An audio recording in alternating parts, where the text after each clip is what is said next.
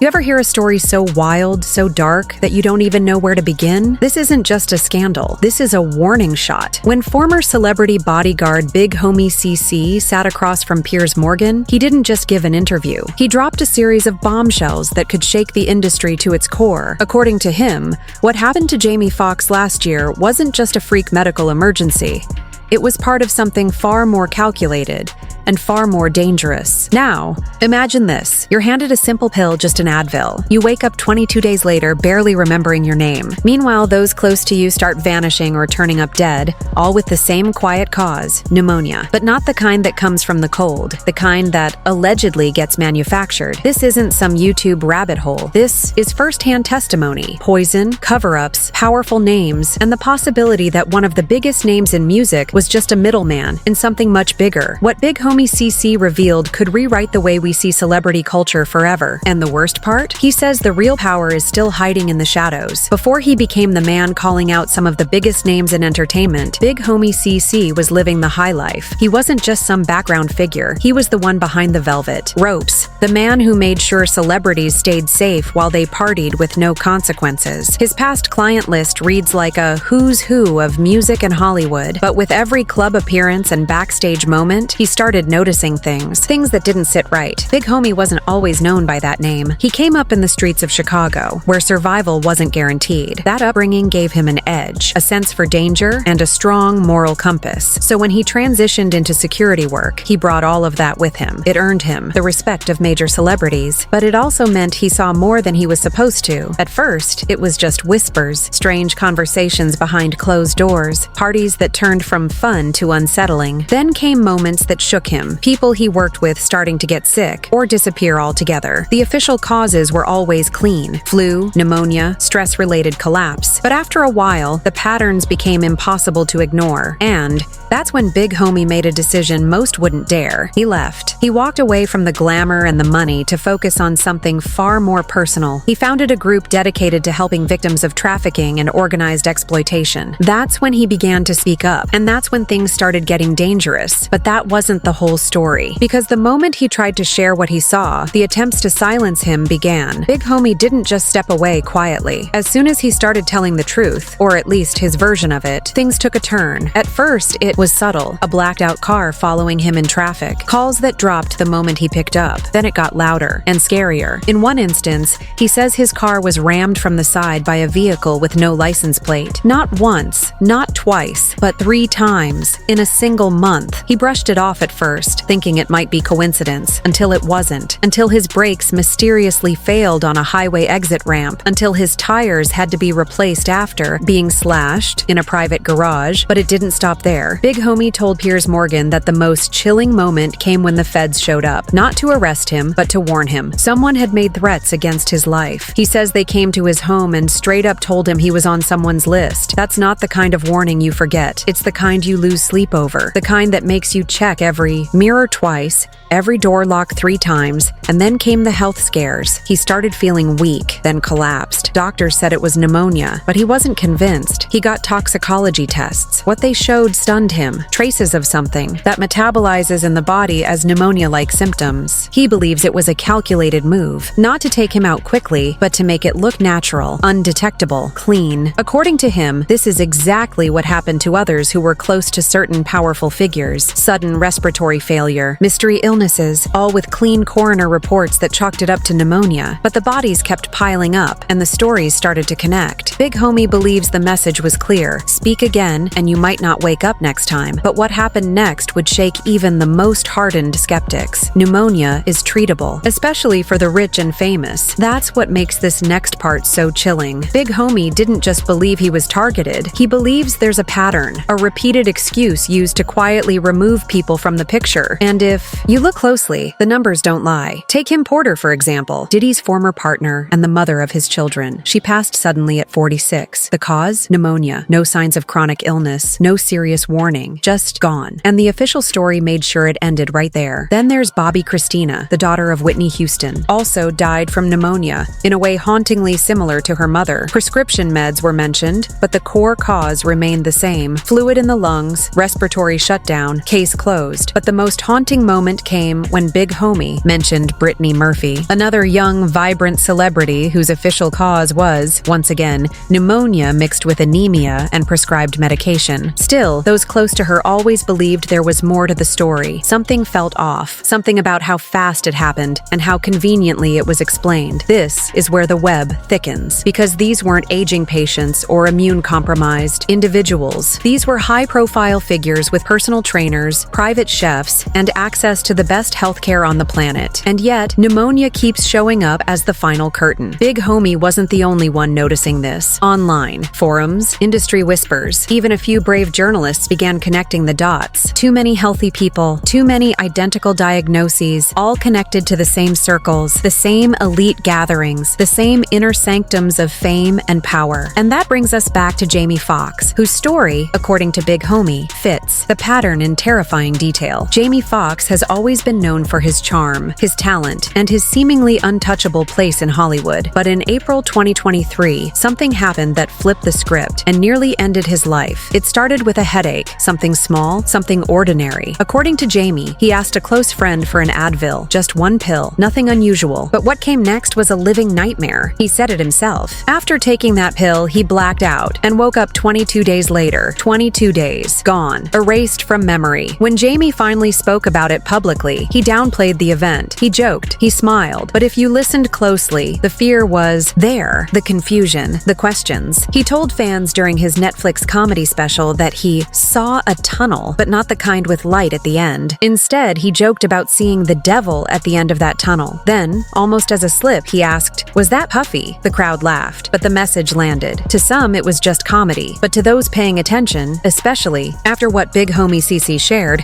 it sounded like a warning dressed as a joke. Because Jamie wasn't the first to get hit by sudden illness after associating with powerful people, and he certainly wouldn't be the last. Even more suspicious, just before his collapse, there were whispers that Jamie had been in contact with federal investigators, that he had information, that he might talk, and then, just like that, he was gone from the public eye. Recovery was long and silent, and when he returned, he chose his words carefully, or didn't speak at all. Some fans noticed that he removed entire parts of his special before it went live on Netflix. Entire stories, alleged names, even jokes about Diddy were trimmed down to just 2 vague lines, but those who were there, in the room, during the live taping, say something completely different went down. Before it became a slick, edited Netflix special, Jamie Foxx's stand-up set was something else entirely. It was raw, unfiltered, and according to multiple people in the audience, dangerously revealing. Several insiders who attended the live tapings claim that Jamie didn't just joke about his medical emergency. He pointed fingers. He connected the dots, and he said names. One of the loudest voices came from Choke No Joke, a former music industry insider and documentary filmmaker. He attended 2 nights of Jamie's special taping, and according to him, what made it into the final Netflix cut was a sanitized version of the truth. Choke says Jamie went off for nearly 45 minutes, not only talking about what happened to him, but allegedly naming Diddy as the person responsible. And the wildest part, Jamie reportedly said that he was the one who called the FBI. That line didn't make it to the final release, nor did the alleged jokes about other people connected to Diddy who didn't make it out. According to Choke, Jamie cracked dark, uneasy jokes about Craig Mack, about Biggie, even about Tupac and Al-B. Sure, jokes that sounded more like confessions than comedy. He said it straight up, Choke recalled. He said he slipped out, but Biggie didn't, Craig Mack didn't, Tupac didn't, and just like that, the room went silent. But by the time the Netflix special dropped, all those parts were gone, cleaned up, trimmed out. Fans who watched it for the first time had no idea what had been left on the cutting room floor. The only hints were a couple of vague lines and a cryptic reference to the devil. Why did Jamie cut those parts? According to Choke, it's simple. Fear. Not just of backlash, but of being dragged into legal chaos. Maybe even a courtroom. He might have had to testify, or worse, put his own safety at risk. So, the jokes got lighter. The names disappeared, and the final version was safe. But those who were in the room, they remember what was really said, and what came next would take the paranoia to a whole new level. Just months after surviving his medical emergency, Jamie Foxx tried to get back to normal. He stayed quiet about the rumors. He kept his distance from controversy. But then came his 57th birthday, and something strange happened. What was supposed to be a quiet celebration in Beverly Hills turned into yet another mystery. According to Jamie's spokesperson, during his dinner party at an upscale restaurant, a man from another table suddenly threw a glass across the room. It struck Jamie directly in the mouth, hard enough that he needed stitches. Police were called. Witnesses described it as a physical altercation. No one was arrested, but that wasn't what made fans uneasy. It was what Jamie did the next day. He posted a message on Instagram that read, "The devil is busy, but I'm too blessed to be stressed." And then, as if intentionally drawing attention back to the controversy, he referenced his Netflix special, the one where he'd hinted at dark forces and hidden truths. "The lights have been shining bright," he wrote. "When your light is shining, they try to bring you into darkness, but they don't know you're built for it." For fans already suspicious, it was a clear message, especially with the timing. This wasn't just an accident. This was a warning, and Jamie knew it. People started connecting the dots again. The sudden medical emergency, the missing segments in his comedy set, the rumors of federal investigations, and now a random attack in public, followed by cryptic messages about darkness and the devil. It was starting to feel like a pattern, and this wasn't the only moment Jamie hinted something was still wrong. In private, he remained guarded. He didn't respond to any media about what really happened in 2023. He never addressed the rumors directly, but his body language, his silence, it said everything. Meanwhile, the voices around him, the ones who dared to speak, were growing louder, especially big homie CC, who continued to push one message. Diddy wasn't the one pulling all the strings. He was just the face, and the truth behind that face was even darker than anyone expected. Big homie CC didn't hold back. He told Piers Morgan that everything we think we know about Diddy, the power, the fame, the influence, is only part of the story. According to him, Diddy isn't the mastermind. He's the front, the distraction. The man used to organize, entertain, and cover for people far more dangerous. He was the party guy, Big homie said, the one who lined up the events, the one who kept the scene running. But behind him, he claimed, stood a silent boardroom of billionaires. Not celebrities, not artists, but people who don't show up on TMZ, people who don't sit courtside or walk red carpets, people whose names you've never heard and who like it that way. Big homie even went so far as to say that when Diddy became too much of a liability,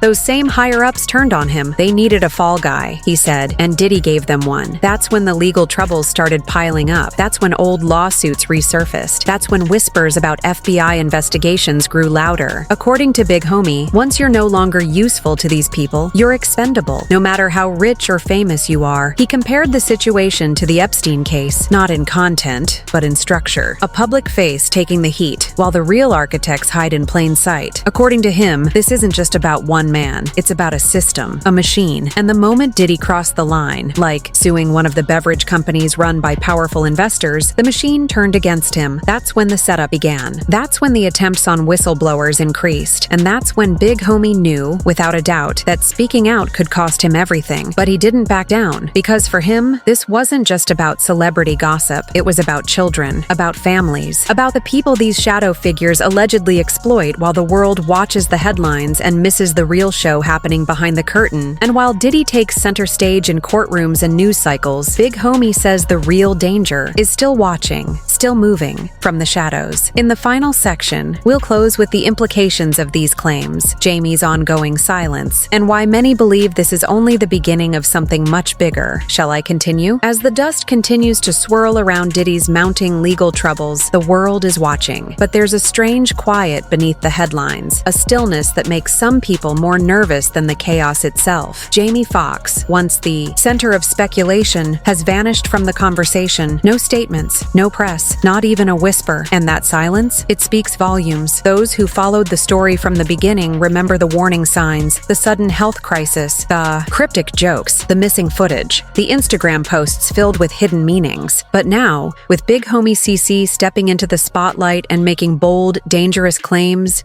Jamie remains silent. Some say he's protecting himself. Others say he's already said enough, just not in the way we expected. Big homie, on the other hand, isn't staying quiet. His mission has shifted from bodyguard to whistleblower, from celebrity security to fighting for victims of trafficking and exploitation. And he says the same network that allegedly tried to silence him is the one controlling much more than just Diddy's fate. He's survived alleged poisoning, multiple car attacks, even warnings from federal agents, and yet he's still speaking, still calling out the patterns that others refuse to see. For Big Homie, this is no longer about fame. It's about dismantling a machine built on fear, silence, and unthinkable power. The question now isn't whether his story is true. It's how many others will stay quiet out of fear, and how many more will speak knowing the cost. Because if even half of what Big Homie claims is real, then what we've seen so far is just the beginning.